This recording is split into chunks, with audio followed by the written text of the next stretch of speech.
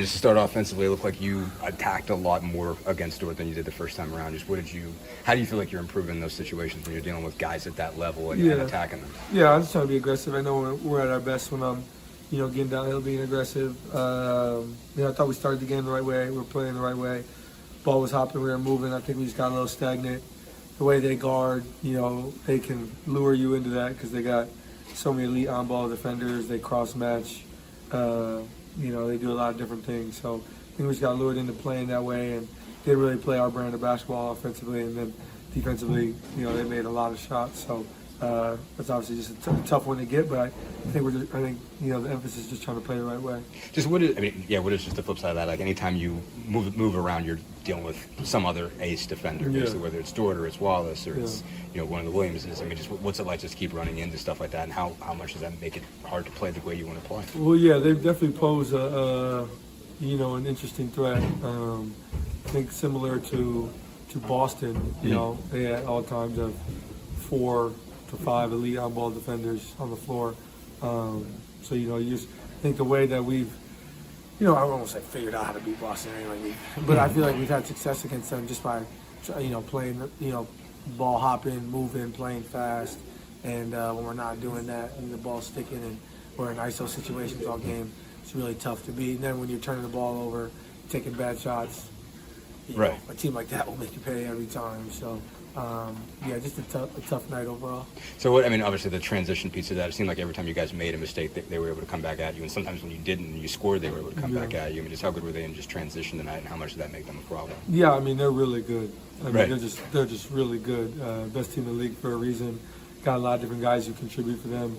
And then when, obviously Shai's going to do what he does every game, he'll walk to 30. But I think, obviously when the other guys around him are making shots the way they were tonight, they're a really tough out, and I thought there's definitely some things we can improve on, be better at. We could have been better at. I thought defensively we weren't great by any means today, but kudos to them. They made a lot of shots, and when they got stops, they got out and ran, and I thought they kind of dictated the pace of the game, which I don't think we run into that often, but I would say tonight we definitely did. To dig back into Shai, Andrew and Aaron, it seemed like we were able to make him inefficient, especially early. I think he was 3 of 11 at the half and still had 15. Just what makes him kind of a different problem than everybody else, that he can have a night where he's not necessarily even shooting it well and he still gets the points that he gets? Yeah, he just doesn't waste movement. He doesn't waste dribbles. I feel like every move he makes is with a conscious effort to get downhill or to get to his spot. I feel like that's different than a lot of guys in the NBA. There's never, his setups are, I think he's just reading the game and just a very elite player. He's going to win MVP. Definitely should. There should be no question to it this year.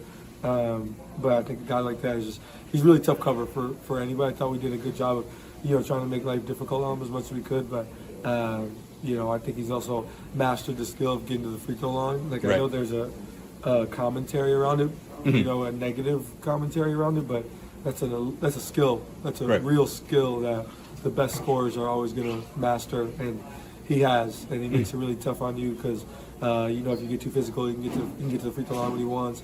And I think, although we're built this kind of the same, we're both skinny.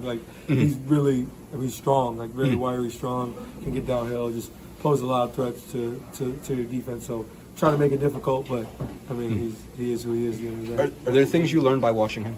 I guess did you look and see something in his game and say, I want that? Yeah, for sure. But I feel that way about a lot of guys in the NBA. All the elites you want to take bits and pieces from, but kind of what I mentioned earlier. I think what he does better than anybody is there's no wasted dribbles, there's no wasted movement. I feel like everything is with a conscious effort to get downhill and score, and he just gets to it. I don't know what to say. He's just a really good player. When you say he's the MVP, no question, why is that? I grew up in an era where the best player on the best team wins MVP every time, and I think our era is kind of getting away from that a little bit, which is fine because I think Jokic and those guys are warranted when they win. But I think, if you took away them having the best record, he would still be the MVP, and then you throw on the fact that he has the best record, it kind of makes it an easy decision. But I don't have a vote, but I bet you if you took a player poll, I'm sure he would win. You think so? How do you think guys around the league view kind of what Jokic is doing? I think he's a generational player as well. Like what he's doing is very special. Right? Is he averaging triple-double? Yeah, Yeah. he is. Yeah, He's top 3 in most. He's ridiculous. What he's doing is ridiculous. But I feel like, you know, what Shai's doing with the record they have, and I just feel like, you know, he's, in my mind, he's going to win it. Yeah. And then forgive me if Dustin already asked, but obviously you still had 18 and went 6 for 12, but Lou spent a lot of time on you. Obviously, a lot of guys come in here and their averages drop. Just what does he do that's so tough? And I guess what I'd add on to that is, you know, part of his DPOY case and the conversation surrounding it is guard impact versus big impact. Yeah. Where does he fit in, and how do you weigh those two things? Yeah, I mean, he's got really good hands, very strong, obviously, which a lot of people can tell by looking at him. And I think he's got good anticipation skills. He just reads the game. I think all the elite on-ball defenders kind of see the game, you know, like a play ahead, and they kind of do a great job of, you know, trying to make you make different reads. And I think he does a really good job of that.